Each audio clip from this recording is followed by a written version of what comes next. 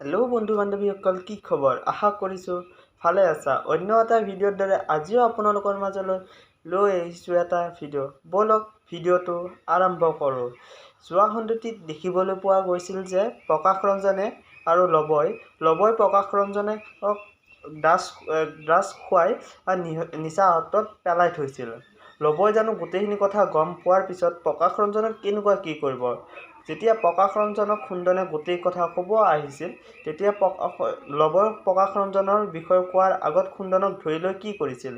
আপোনালোকে যোৱা খণ্ডটিত দেখিবলৈ পাইছিলা যে বৈষ্ণৱীয়ে লবৰ বিচাৰি থকাৰ অৱস্থাত লবই কোষৰ ভাও ধৰি বৈষ্ণৱীৰ ওচৰলৈ গৈছিল। তাৰ পিছত জানো বৈষ্ণৱী লব বুলি চিনিব পাৰিলেনে? আজি খণ্ডটিত চাবলৈ ইমানেই বেছি ভাল লগা হ'ব যে চন্দই মেডিকেলৰ পৰা অহাৰ অৱস্থাত লবই পুলিচৰ হাতত চাৰেণ্ডাৰ কৰিব। তাৰ পিছত জানো প্ৰকাশ ৰঞ্জনৰ কি হ'ব?